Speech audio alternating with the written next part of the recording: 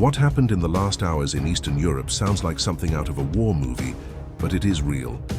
For the first time since 2022, NATO forces engaged directly with Russian military assets, and it did not happen in Ukrainian territory, but over Poland itself. A swarm of almost 24 Russian drones deliberately crossed Polish airspace from Belarus in an operation that lasted more than 7 hours. This was not an error or an accident. According to military analysts, the incursion was a calculated test of NATO's response capacity.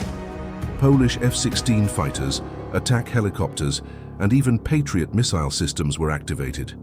But the main role was played by Dutch F-35 stealth jets, which brought down most of the drones. An Italian AWACS aircraft provided command and surveillance support, and even a NATO tanker had to join the operation to keep the fighters in the air.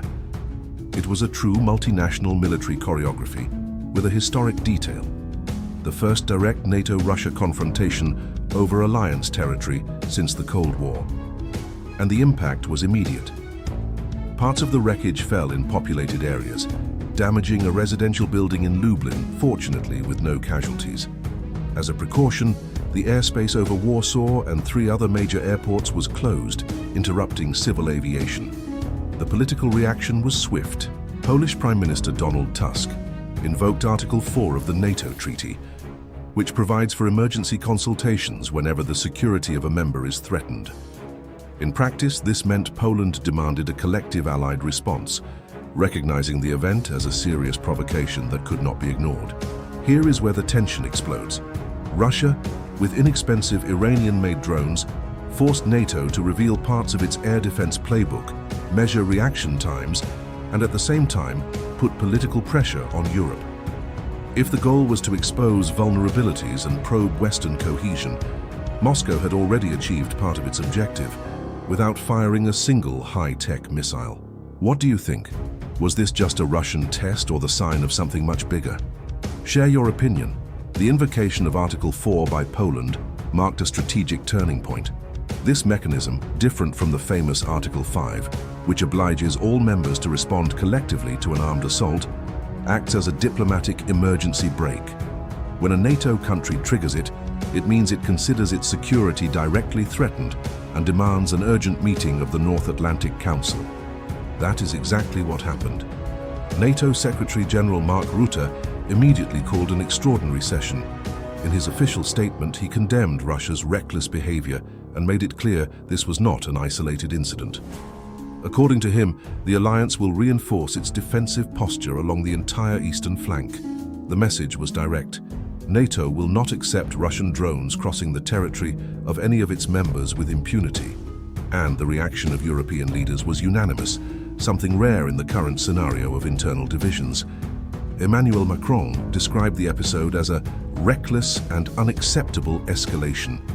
Keir Starmer of the UK called it a flagrant and unprecedented violation. Kaja Kallas of Estonia and German Defense Minister Boris Pistorius went further, saying the incursion was clearly intentional. From the United States came the usual phrase. The ambassador to NATO reaffirmed the commitment to defend every inch of alliance territory. But behind this public unanimity, there is real concern. The drone strike showed how Russia, at a very low cost, can force NATO to spend millions of dollars on interceptions. Analysts call it economic asymmetric warfare. A Shahed drone may cost tens of thousands of dollars, but the missile used to take it down can cost millions.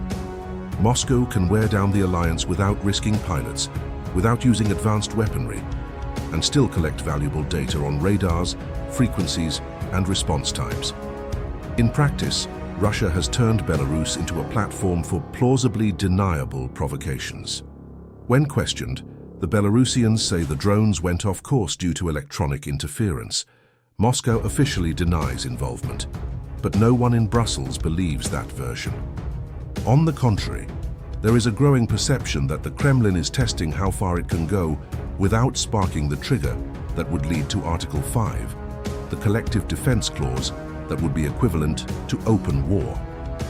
While Europe was holding its breath over the Polish incursion, another strategic shock erupted in the Middle East, the Israeli airstrike in Doha, capital of Qatar. The operation, nicknamed Summit of Fire, was a bold move by the Israeli Air Force. Jets launched precision munitions against a mansion in the upscale Qattara district, where senior Hamas political leaders were meeting. And here is the explosive point. That meeting was meant to discuss a ceasefire proposal sponsored by the United States. In practice, Israel struck in the heart of one of Washington's closest non-NATO partners, the state responsible for mediating recent Gaza negotiations. The result? Qatar immediately suspended its role as mediator, accusing Tel Aviv of state violence and a flagrant violation of sovereignty.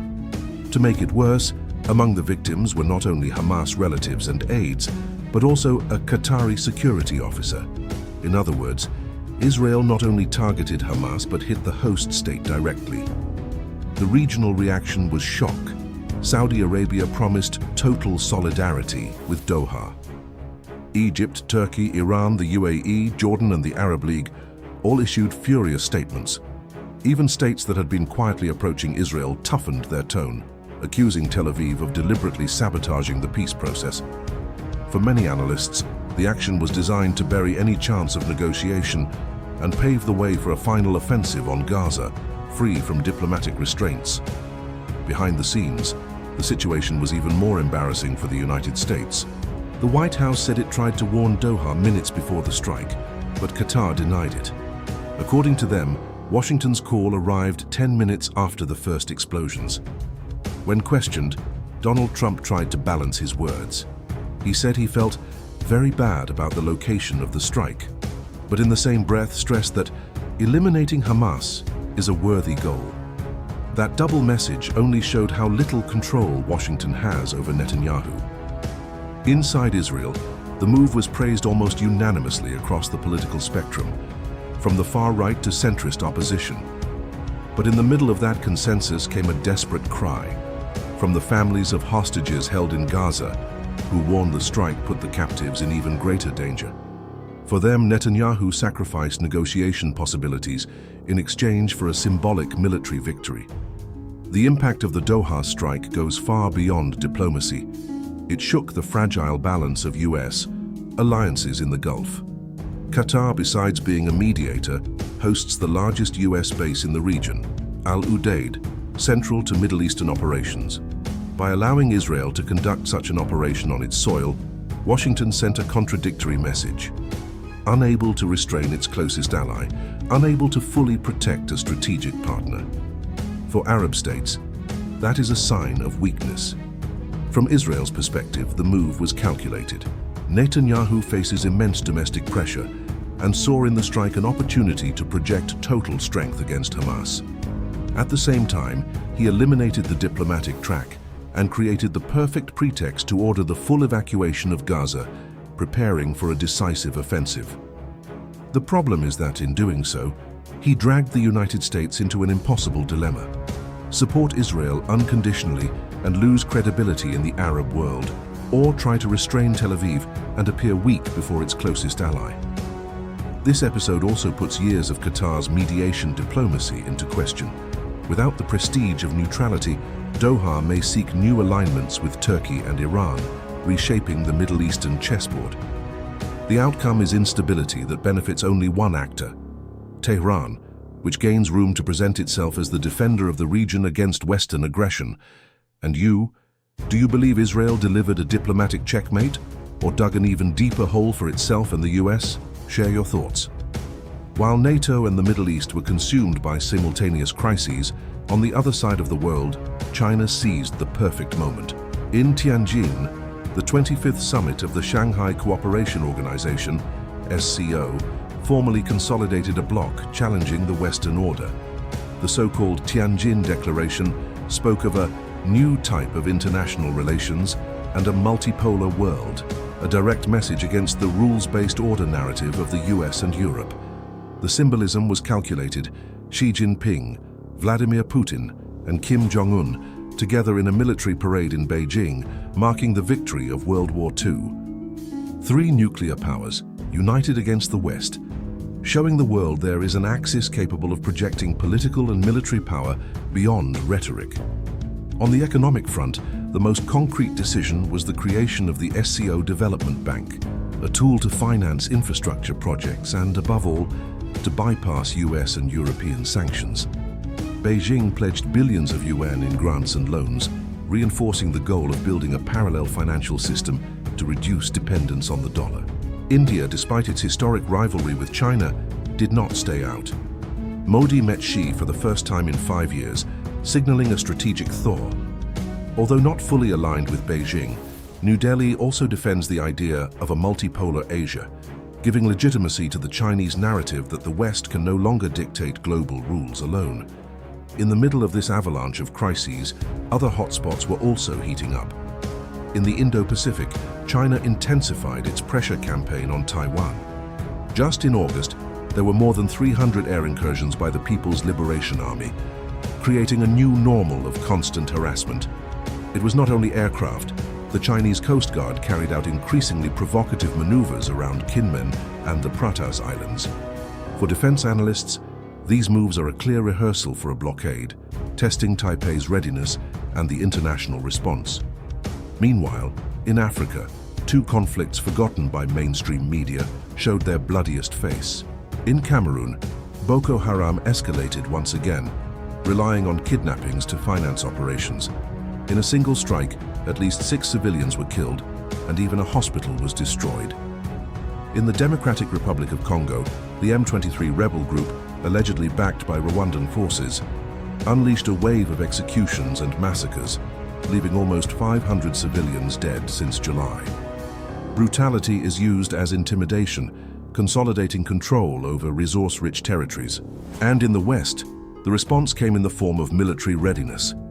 The Sabre Junction 25 exercise in Germany brought together 7,000 troops and 1,000 vehicles from 15 NATO and partner countries, testing large-scale combat operations.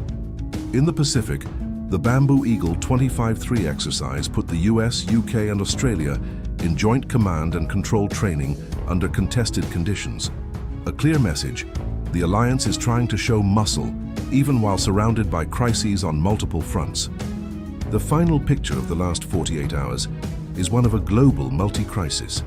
NATO was forced to act directly against Russian drones over Polish territory, unprecedented since the Cold War.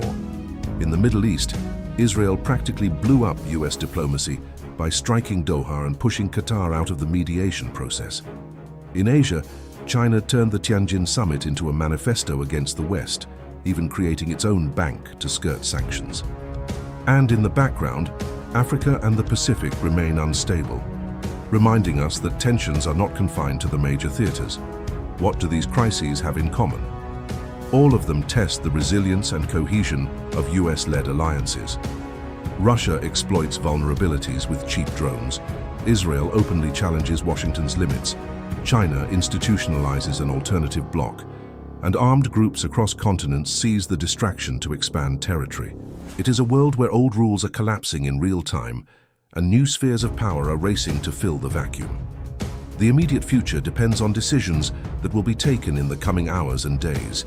How NATO will respond after Article 4, whether Qatar will distance itself permanently from the US, whether Israel will take Gaza to a new level of devastation, and whether Beijing will turn its rhetoric into concrete action.